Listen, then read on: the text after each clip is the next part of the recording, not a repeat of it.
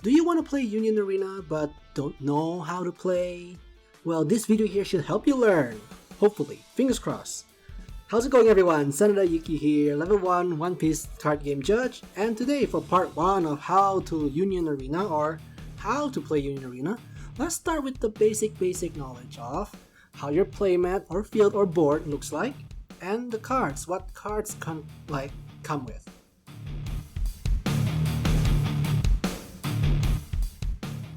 To begin, what is Union Arena?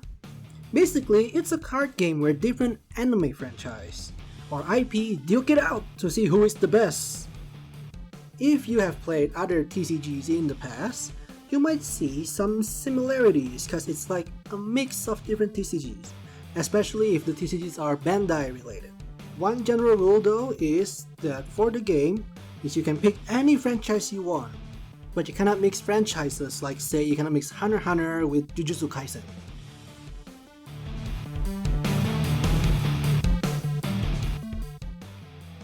Okay, so the field is divided into several spots or categories, okay? First up, we have what is called the front line. The front line is where you play your characters that can attack or block. You can only have a maximum of 4 characters in your front line. So it's just like how One Piece and Yu-Gi-Oh! You have a limitation of like how many cards you can have on your field, on that field. And that's basically it. Next, you have the energy line just below the front line. Here is also where you play cards, but they don't attack or block. They generate energy, which we will go into detail later. Up next, we have our life area. Here is also where you... well, it's basically self-explanatory. It's 7 life cards. If you take your last one, it's gone. Game over. You lose. Next, on the bottom below the energy line is the action point area or the AP area. I call it AP. This is where your actions point will be. So this is just like One Piece with Dawn, or they're basically energy, mana, or what you use to play, what you pay to play a cost of a card. Next, we have the deck area, self-explanatory. Then we have the sideline, which is your graveyard, trash, drop, whatever that's killed by battle skill, that's where it goes. Then you have the removal area. This is like your warp area. So cards that are sent there is basically removed from the game permanently. So if a card tells you to remove it from the game, that's where it goes. And that is the general board area. Now let's dive into the cards.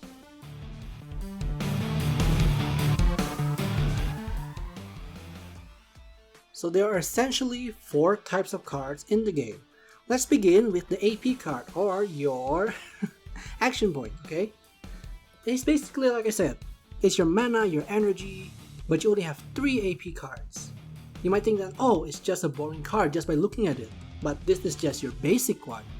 If you play Magic, DBS, or One Piece, you will know there is arts for your lands, energy markers, and Dawn, rather than just only the basic stuff, Same as those, we have the basic AP, which is like this, or if you buy a starter deck, each starter deck comes with its own action point.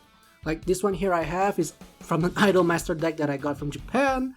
Me and a couple of friends, we saw it's coming out in US and we got too excited, we bought the Japanese decks. And this is what I got. And then you also have like event stuff, like promotional APs, like this Bleach one that I have here. I kind of got it for free, technically, kind of not. I had to travel, but got all 3. So yeah, I mentioned that for starter decks you will there's a chance of getting a special art. I didn't mention this, I think. But for a starter deck, there is a chance to get a special, okay? It's a special shiny alternate design AP, which I have not seen yet, but I suppose it's really good, apparently, because it's very rare. So hopefully one of you guys get it if you want to get into the game.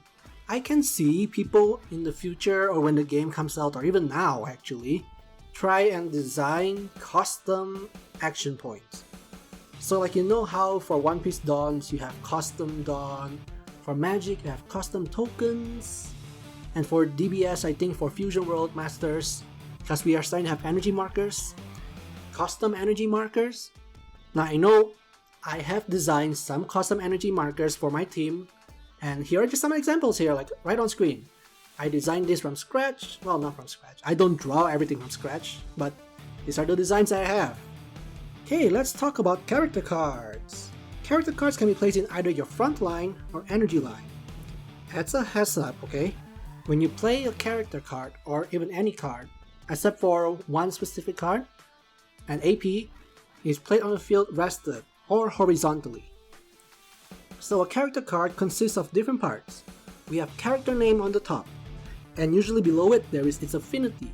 Affinity usually means like a card type, archetype, and then to the left corner top, we have our energy requirement. It's basically telling you you can play this card if you have X amount of energy. Below it is your AP cost. So this is the amount of action points you have to pay in order to play for it. Then you have the card's ability area. Here is where all abilities will be listed. You have to be blocker, this or that. Maybe some is skillless, who knows, right? Some cards will have some triggers, which is at the bottom of the ability box. Triggers happen only when you take damage and that card is revealed from your life. Each character has its own BP or battle points. This determines the power of a card. Then, bottom right corner is your energy generation. What is energy generation, you mean? It just shows how many energy a card generates when it's at the energy line. A bit more detail later on. Next, we're going to the side cards. These are basically similar to what we generally know as field cards.